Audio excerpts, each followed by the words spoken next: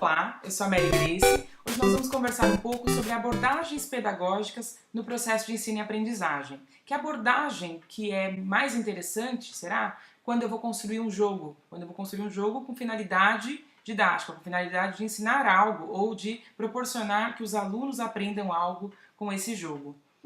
Então, para isso, nós iremos nos basear nas abordagens propostas por uma autora, que é a Maria Nicolette Mizukami. A gente vai disponibilizar um material para vocês poderem consultar a respeito. Eu vou falar um pouco sobre as abordagens, sobre a forma como ela divide, organiza essas abordagens, para que a gente possa refletir sobre como que a gente vai pensar aí o nosso jogo quando nós tivermos a oportunidade de criá-lo, ok? Pensar uma abordagem pedagógica é muito importante e tem muito a ver com os objetivos, né? Com o que de fato a gente quer que ocorra quando estamos trabalhando um determinado conteúdo em sala de aula.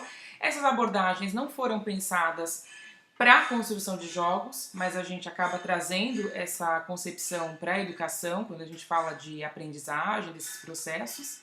E também tem muito a ver com a visão de mundo, visão de escola, visão de sociedade que a gente tem. Nós vamos falar agora, primeiro, sobre uma das abordagens que talvez seja a mais conhecida, que é a abordagem tradicional.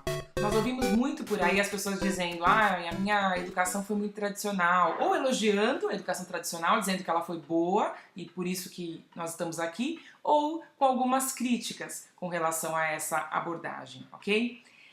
A principal característica da abordagem tradicional é a relação professor-aluno. Então é uma relação muito centrada no professor, o professor como detentor do conhecimento. É uma abordagem muito utilizada também quando a gente tem pouco tempo, precisa ser uma aula mais expositiva, por exemplo, se a gente pensar nos tutoriais. Essa abordagem é muito centrada então no professor, é muito utilizada também na educação digital, com as tecnologias, quando a metodologia é totalmente centrada nos conhecimentos que o professor tem, sem proporcionar interação entre os alunos. Essa abordagem também tem uma preocupação muito grande com a quantidade, com o conteúdo, com a quantidade e a variedade de conteúdo que o aluno vai aprender. E esse conteúdo muitas vezes é medido por meio de um teste, que depois vai avaliar se de fato o aluno aprendeu tudo aquilo que o professor transmitiu, se é que é possível. Nessa abordagem o verbo transmitir é muito comum, embora a gente tem a dúvida se é possível transmitir algo para os alunos, mesmo quando a gente tenta, né? Caso ele não queira, por exemplo, caso ele não considere esse conteúdo significativo. Nessa abordagem, o professor ideal, ele tem como característica a expressão oral é muito importante. Então ele tem que ser um bom orador, um bom expositor, ok? Se a gente for pensar isso para os jogos, talvez, o jogo tem que ser capaz de passar todo o conteúdo que o aluno vai aprender. Então, talvez ele tivesse que ter uma parte com o conteúdo sendo explicado, por exemplo. Existe também uma preocupação com a sistematização das tarefas e com o padrão. Então, tarefas padronizadas, siga o modelo, por exemplo, que é muito comum em vários livros didáticos, jogos ligados a treinamento, a treinar uma determinada habilidade ou testar conhecimentos, então combinariam mais com uma abordagem tradicional. Uma outra abordagem é a comportamentalista. Essa talvez seja muito fácil da gente perceber nos jogos, inclusive jogos que muitas vezes a gente gosta de jogar. Nessa abordagem, o professor ele precisa assegurar o desenvolvimento de um determinado comportamento. Então ele planeja muito bem a aula, se for um jogo, as suas etapas, a forma como ele vai ocorrer, são muito bem organizadas, com o objetivo claro de atingir um determinado comportamento, uma determinada atitude, talvez, ou mesmo a aquisição de algum tipo de conhecimento. Um ponto forte de identificar é a forma como esses conhecimentos, como a aprendizagem, é reforçada na abordagem comportamentalista. Então, por exemplo, nos joguinhos, quando você passa uma determinada fase e ganha um prêmio, ganha uma estrelinha, ganha um carrinho diferente, ou ganha um parabéns, ou aqueles efeitos que estão muito presentes nos jogos, que uma criança pequena já percebe que ela ganhou, ou algum tipo de reprovação. Então tem muitas vezes ou um estímulo positivo quando você ganha, ou um reforço negativo. Eu brinco um pouco com os alunos dizendo que a abordagem comportamentalista a gente consegue aplicar principalmente em cachorrinho, por exemplo, né? Então você vai ensinar o cachorrinho a ter uma determinada... Se você quer que ele faça xixi no lugar certo, alguma coisa assim, e aí você dá um pedaço de carne toda vez que ele tem um comportamento que você gosta. É uma brincadeira, mas de fato é o que acaba acontecendo. Então, a abordagem comportamentalista ela tem essa característica, o que não quer dizer que é ruim, mas ela acaba reforçando um determinado comportamento por meio do elogio ou da crítica, do prêmio. A nota, por exemplo, eu brinco também um pouco que ela tem um caráter, a meu ver, comportamentalista, mas a crítica que a gente acaba fazendo muitas vezes é se o aluno que é colocado numa situação dessa, embora ele muitas vezes responda positivamente, se ele reflete sobre o próprio processo de ensino e aprendizagem. Isso é uma questão que fica para a gente pensar. Tem uma preocupação muito forte com o programa que é estabelecido, então nesse sentido ela se assemelha, né, à abordagem tradicional. Então tem um programa que tem que ser cumprido, tem uma série de etapas e a gente tem os estímulos para que o aluno se engaje ou fique motivado de alguma forma para esse processo de aprendizagem. A abordagem comportamentalista muitas vezes ela é divertida e a gente acaba se identificando. Então tem uma série de joguinhos, eu vejo as crianças muito empolgadas por passar de fase, por ganhar um determinado prêmio, por essa sensação de competição que acaba predominando em muitos jogos. Com relação à abordagem humanista, como o próprio nome diz, ela é muito mais focada na pessoa, no sujeito, no aprendiz. Então ela se preocupa muito com os aspectos humanos. É uma abordagem que valoriza muito a aprendizagem, a experiência, o processo, as vivências que o aluno traz para a escola. Tem uma preocupação muito grande em estabelecer uma relação de confiança e de respeito entre professor e aluno. Considera os aspectos relacionados à sensibilidade do aluno, quer dizer, não é só o conhecimento, o conteúdo que é importante, mas há uma preocupação com o aluno, com a forma como ele aprende, com as questões afetivas que fazem parte desse processo também. É uma abordagem que prioriza uma aprendizagem significativa, valoriza muito a mudança de atitude do aluno também nesse processo. E no caso da avaliação, por exemplo, a opinião do aluno, a percepção dele a respeito do próprio processo de ensino-aprendizagem, a forma como ele vê a escola e o professor também é muito valorizado. Ela respeita muito mais o ritmo do aluno. Pensar uma abordagem humanista no caso de games é um desafio. Geralmente é raro que isso acabe acontecendo. Acho que pode ser um desafio inclusive para a gente. Porque aí você não tem a figura humana ali da relação professor-aluno que está em sala de aula, mas como é que a gente pode pensar um jogo que respeite o ritmo dos alunos, que valorize as aprendizagens que ele já traz, que valorize também a própria avaliação dele a respeito do seu processo de ensino e aprendizagem, é algo bem interessante.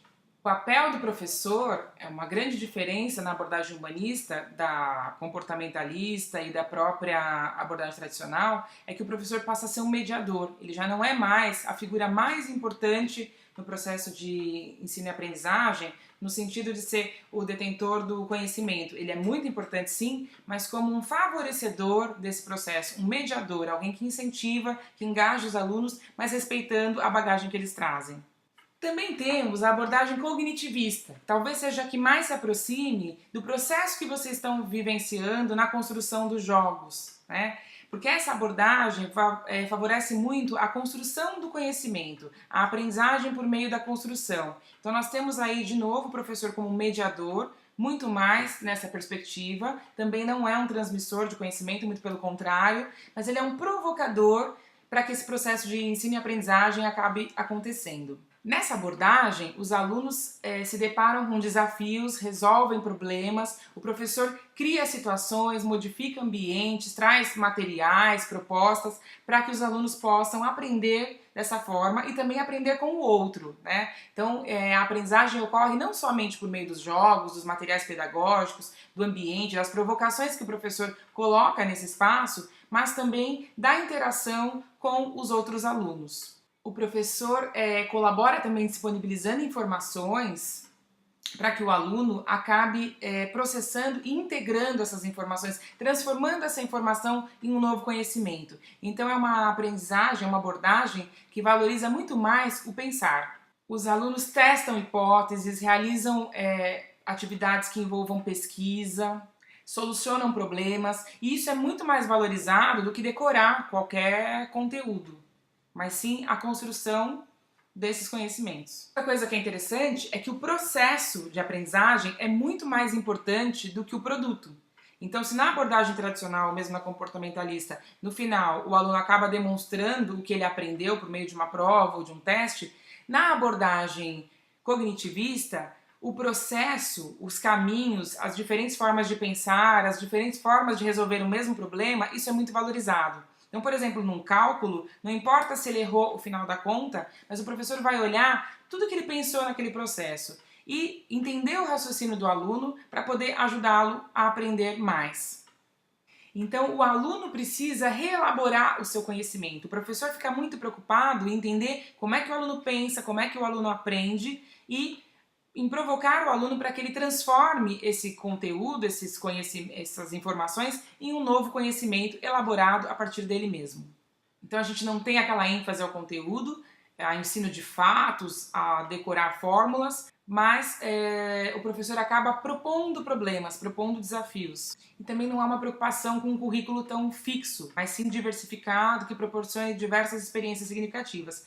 Nos jogos, eu acredito que essa abordagem é perfeitamente tranquila de a gente pensar, né? O jogo já tem geralmente uma característica que é o desafio. Então dá para pensar jogos que o aluno construa o conhecimento. Então, em vez de se preocupar em criar sempre aulas expositivas ou tutoriais, enfim, dá para criar situações em que a gente provoca os alunos para que eles construam um próprio conhecimento.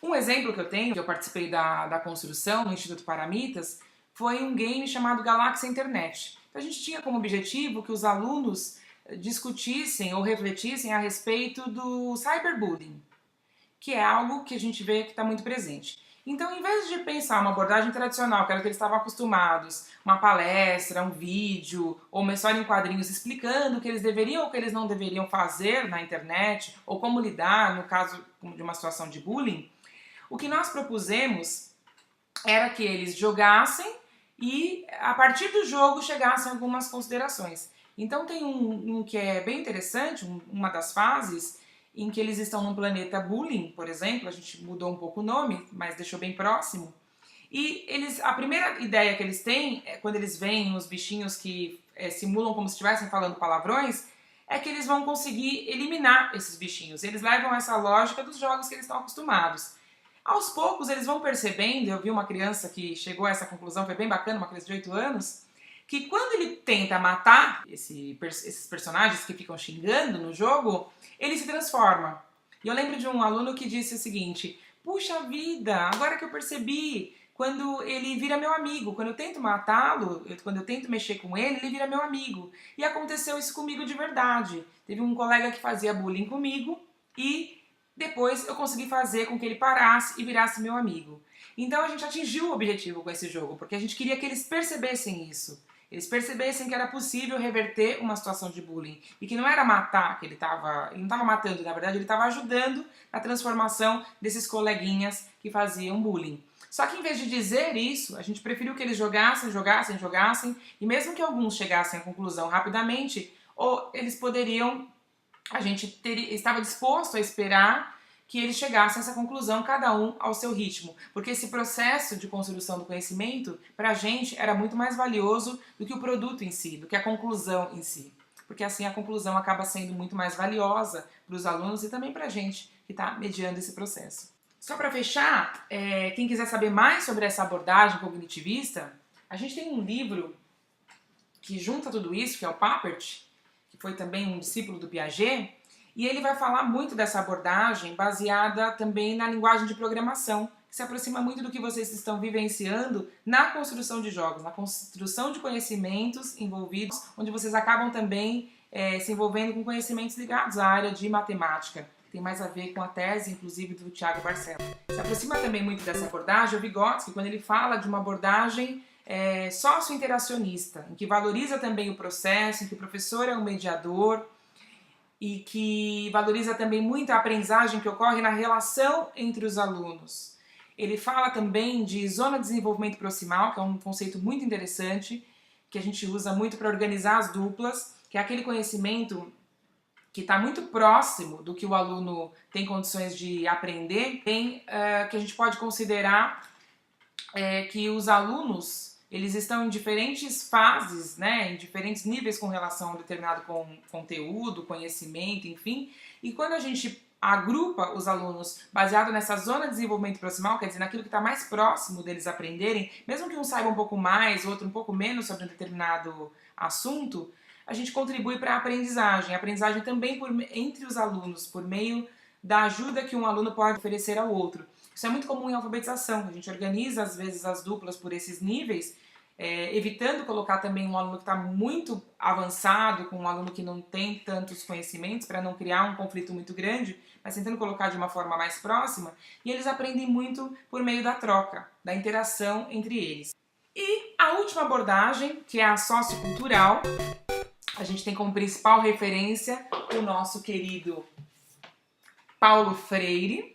Essa abordagem ela vai centrar muito na questão da relação opressor-oprimido.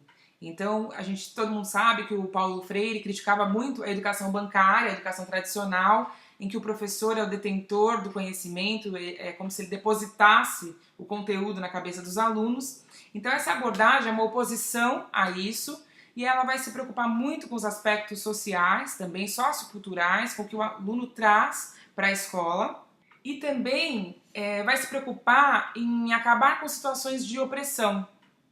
E isso acaba ocorrendo na postura que a gente tem na relação professor-aluno. Entende que professor e aluno são sujeitos no processo de ensino e aprendizagem, então é dele aquela famosa frase que ninguém educa ninguém, ninguém se educa, os homens se educam entre si mediatizados pelo mundo. Para ele, a educação é um constante ato de desvelamento da realidade, e nesse processo de educação, os homens vão percebendo como é que eles se veem no mundo, vão se percebendo, percebendo o seu papel no mundo, e os alunos devem assumir desde o início a perspectiva de um sujeito criador. Então é uma educação que valoriza muito também a colaboração, a criatividade, o engajamento dos alunos e principalmente a bagagem que eles trazem e uma visão crítica a respeito do mundo e da sociedade.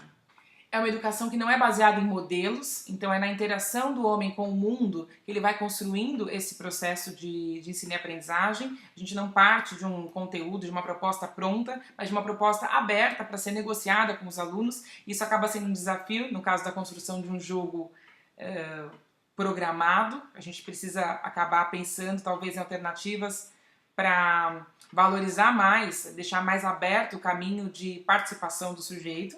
E às vezes, se a gente não consegue fazer isso exatamente no jogo em si, a gente pode pensar em estratégias para que isso aconteça na proposta pedagógica como um todo, que inclui o jogo, mas que tem também outros elementos. Um ponto forte dessa abordagem é a preocupação de tomada de consciência da realidade. É do aluno entender o mundo que ele vive e em uma perspectiva crítica e transformadora. Ele entender que ele pode pensar diferente, que ele pode agir diferente e que ele pode contribuir para transformar essa realidade e não simplesmente aceitá-la passivamente. Então é uma educação muito baseada no diálogo e na construção coletiva do conhecimento.